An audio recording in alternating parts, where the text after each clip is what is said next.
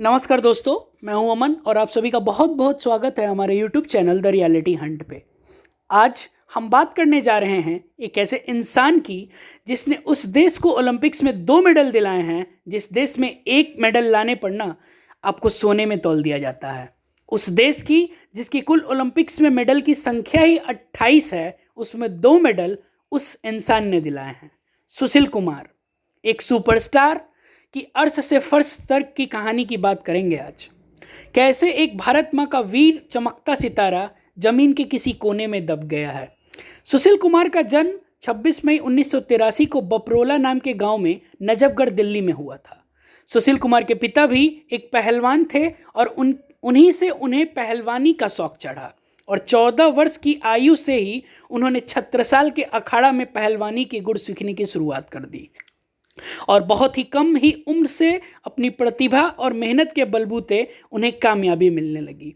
17 वर्ष की उम्र में ही एशियन जूनियर रेसलिंग चैंपियनशिप में उन्होंने गोल्ड मेडल जीता और उसके बाद कभी पीछे मुड़कर नहीं देखा। लगातार एशियन चैंपियनशिप्स में वो पोडियम पर रहे और ऊंचाइयों की नई शिखर पर पहुंचते रहे। और फिर आया वो साल जिसने उनके कैडर में एक ऐसा मेडल दिया जिसने उनके पंखों को ऐसी उड़ान दी जिसका कोई सानी नहीं था। उनके 2008 बीजिंग ओलंपिक्स की सफलता ने ना सिर्फ उन्हें बल्कि पूरी इंडिया की रेसलिंग में एक अलग सा जोश भर दिया, 4 चांद लगा दिए। उसी के बाद से इंडियन रेसलिंग फेडरेशन का ढांचा से लेकर खिलाड़ियों की ट्रेनिंग से लेकर हर चीज़ का कायापलट हो गया। एक तरीके से कहें, इंडियन रेसलिंग में वो एक क्रांतिकारी बनकर उभरे और अगले ही वर्ल्ड चैंपियनशिप में गोल्ड, अगले लंदन 2012 ओलंपिक्स में सिल्वर इस बात का प्रमाण था कि वो कितने महान खिलाड़ी बन चुके थे। उसके बाद भी उन्होंने 2014 और 2018 कॉमनवेल्थ गेम्स में गोल्ड मेडल जीते, परंतु 2016 से ही उनका डाउनफॉल स्टार्ट हो गया। ऐसा कहते हैं कि हर खिलाड़ी के जीवन में एक ऐसा समय आता है जब उसे ऐसा लग जाता है कि अब उसका समय जा चुका है, और शायद 2016 ओलंपिक्स के क्वालिफायर ही वैसा समय था जब ऐसा लगा कि सुशील के लिए शायद अब बस हो गया है। लेकिन फिर भी उन्होंने 2018 में कमबैक किया, कॉमनवेल्थ गेम्स में गोल्ड जीता, पर उनका प्रदर्शन उनके ओहदे के हिसाब से गिरता जा रहा था और सुशील कुमार कहीं खोता जा रहा था।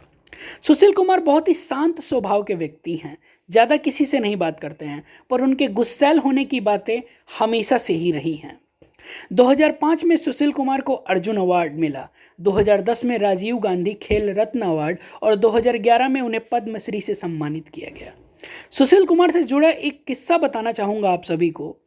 2018 में जब वो नेशनल्स के ट्रायल खेलने उतरे थे तब उनके वर्ग के हर खिलाड़ी ने उनको बाई दे दिया था। मतलब वो रिंग में उनके सामने तो आए पर कुश्ती नहीं की, वो आए, उनके पैर छुए और चले गए। मतलब उनसे लड़ने को साफ साफ मना कर दिया। सोचिए सुशील की कितनी इज्जत है इंडिया के रेसलिंग की दुनिया में। उनसे जुड़े एक और बात, उन्होंने 5 मिलियन अमेरिकन यूएस डॉलर्स के एंडोर्समेंट के ऑफर्स को सिर्फ इसलिए रिजेक्ट कर दिया था क्योंकि वो एक लिक्वर कंपनी थी। इन सब से हमें लगता है कि ये सब एक सपने की तरह चल रहा था। एक पहलवान को इससे ज़्यादा क्या ही चाहिए ज़िंदगी में।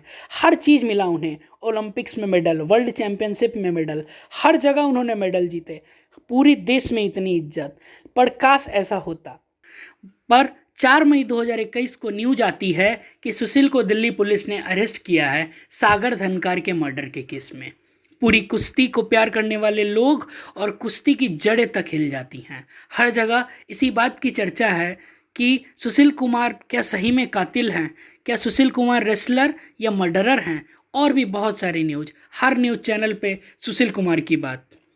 पर मैं आप सबको एक बात बताना चाहता हूँ कि सुशील कुमार को सिर्फ शक के बिहाफ पर अरेस्ट किया गया है और उन्हें रोहिणी कोर्ट में पहुँचाया गया है, जहाँ पुलिस ने कस्टडी के लिए 6 दिन का समय मांगा है। उनका नाम कुख्यात गैंगस्टर काला जठेरी से भी जुड़ने लगा है और भी बहुत सारी गैंगस्टर ग्रुप से उनके संपर्क होने की बातें सामने आने लगी हैं।